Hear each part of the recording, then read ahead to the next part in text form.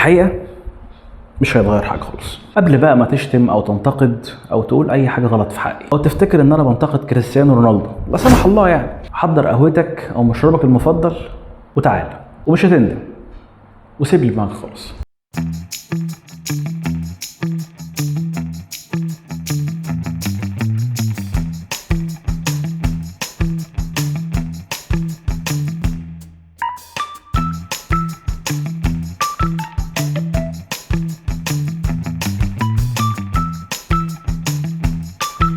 كريستيانو رونالدو بيكسب البالون دور في 2013 و2014 و2016، عشان في 2017 وبعد ما كسبها للمرة الخامسة يطلع في تصريح مهم جدا ان البالون دور كسبها من يستحق، عشان يكسبها لوكا مودريتش في 2018 اللي وقتها وصل للنهائي في كاس العالم وكسب دوري الابطال مع ريال مدريد. وقتها رونالدو طلع وقال ان البالون دور بيفتقد للعدل والمعايير. طب ازاي؟ طيب يا دو، انا حاسس ان انا سحلتك في اكتر من حاجه. طيب انا اسف ان انا بعمل كده، بس خلينا اسحلك اكتر. ميسي اخذ الكره الذهبيه في 2021 بعد ما كسب الكوبا مع الارجنتين واخيرا مع بلده، عشان وقتها تطلع اخت كريستيانو وتقول ان الجائزه دي بتفتقد للمعايير، واخوها مظلوم عشان وسيم وعنده عضلات كتير وغني جدا والعالم كله بيحقد عليه، وقالت ان اخوها كمان عنده خصتين وجرجير، ده فاهم يعني، وعشان كده يستاهل البالون دور. حرفيا دي كانت المعايير اللي هي شايفاها. هذه البيج رامي يستحي يقولها. بس كنا مش بنشوف الكلام ده لما خدها كريستيانو في 2008 مرورا ب 2017. ليه؟ عشان هي دي المعايير انه يكسبها.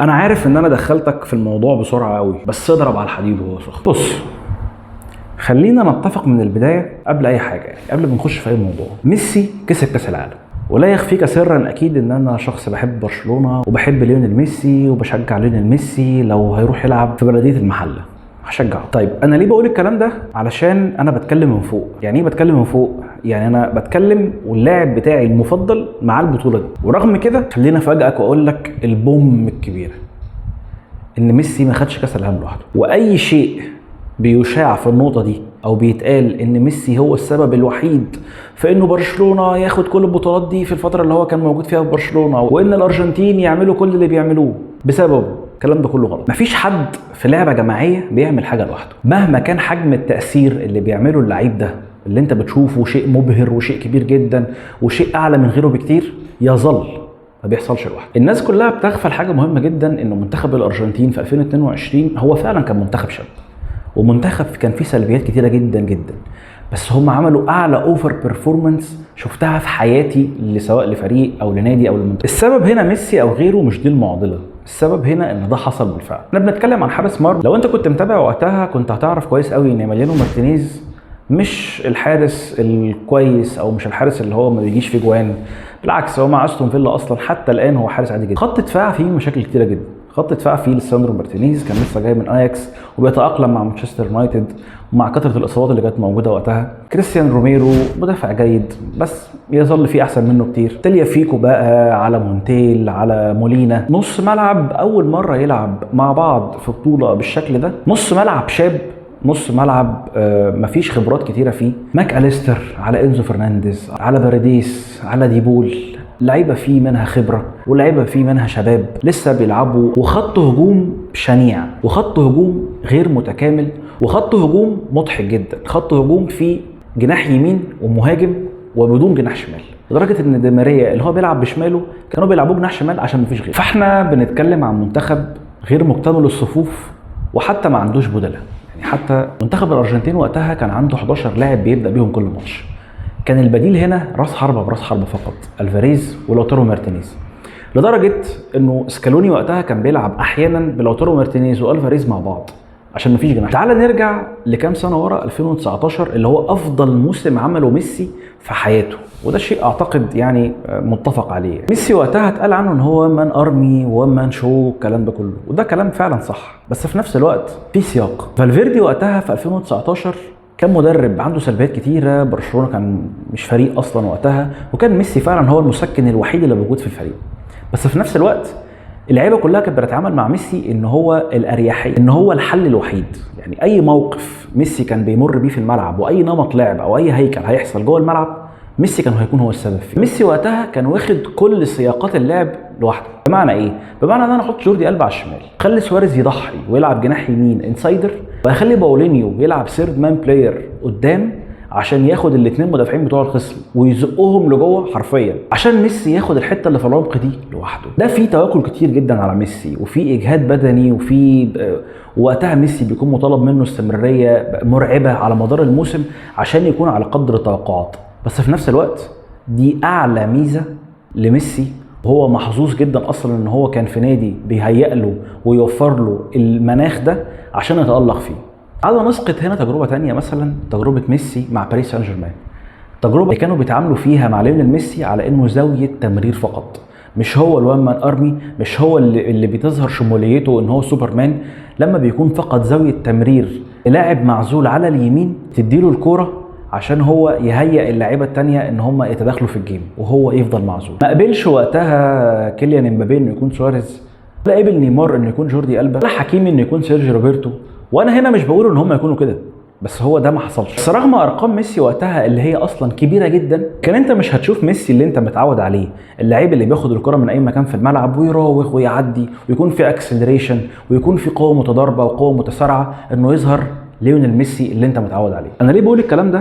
لانه الكلام ده مش هيفرق تماما بالنسبه لي انا كشخص بحب ليونيل ميسي بان هو افضل لاعب على الاطلاق، ولا كاس العالم ولا الكوبا ولا المعايير اللي جمهور كريستيانو وكريستيانو نفسه حطها قبل كده لما اتكلم وقال ان انت لازم تحقق بطوله منتخب بلدك عشان تكون لاعب يستحق ان يتقال عنك افضل لاعب في التاريخ. كريستيانو رونالدو نفسه قال بعد مونديال 2022 ان 7 ماتشات مش هتفرق كونك افضل لاعب من التاريخ ولا لا. عشان كده انا عايز اقول ان المعايير هنا بتتغير من كريستيانو ومن جمهور حسب الوضع، حسب السياق اللي هم عايزينه دلوقتي، حسب السياق اللي بيخدم كريستيانو.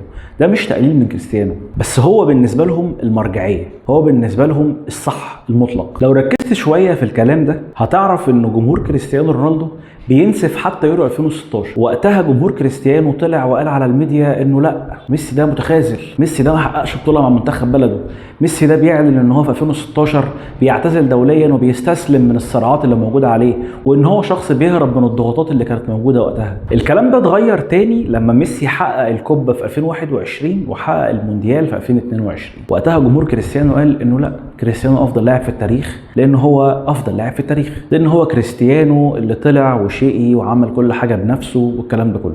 المعايير هنا اتغيرت عشان جمهور كريستيانو ما بيشوفش غير انه لاعبهم افضل لاعب في التاريخ، وهم ليهم على فكره الاحقيه وهم احرار في كل ده.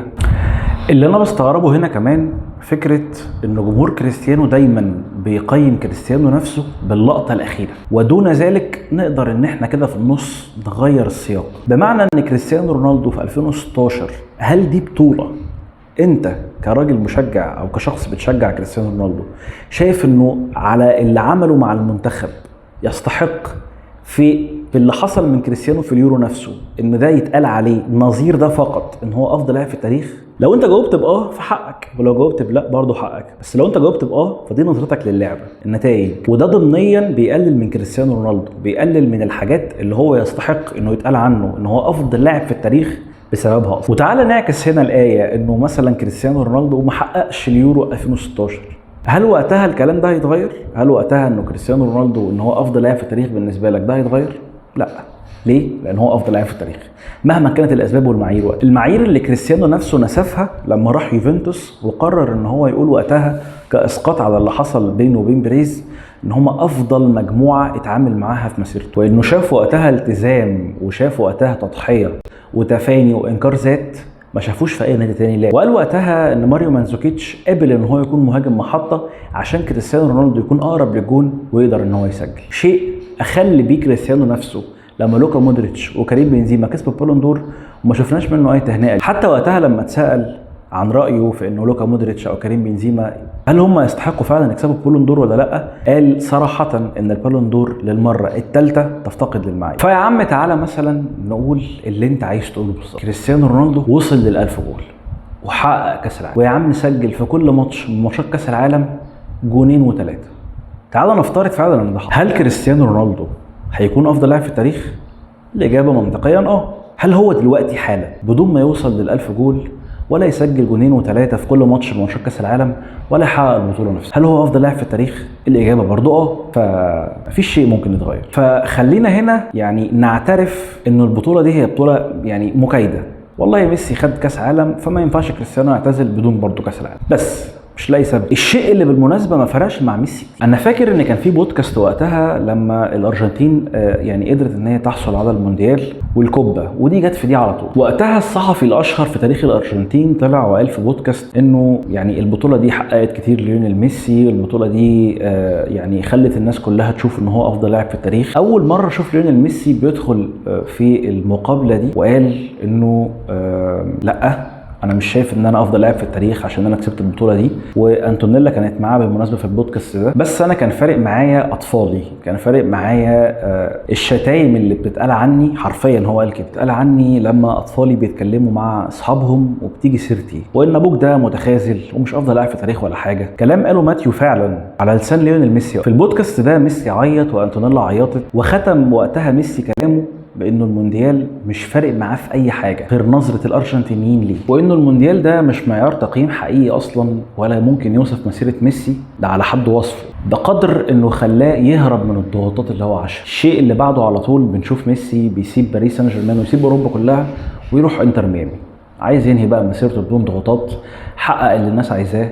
انتوا عايزين مونديال، خدوا المونديال. فكريستيانو رونالدو هو كريستيانو رونالدو من وجهة نظر الشخصية، بس هو مش شايف ده سبب المعايير اللي مع الوقت شايف او حاسس ان هو بيفتقد. المعايير اللي اتغيرت قبل كده لما كريستيانو خد اليورو 2006، واللي هتتغير تاني لو كريستيانو ما كسبش كاس العالم. انا هنا وصلت للنهايه، اعمل بقى لايك وكومنت وشير وسبسكرايب للقناه عشان نكبر، الرحله بتاعتنا ما توقفش. كالعاده عايز تقترح اي توبيك ممكن نتكلم عنه، تقدر في الكومنتس تقول اللي انت عايزه. عايز انوه كمان ان انا ان شاء الله في كاس العالم هكون دايما متواجد معاكم باستمرار باذن الله. لو وصلت لحد هنا فانت حبيبي يا حبيبي وحبيبي.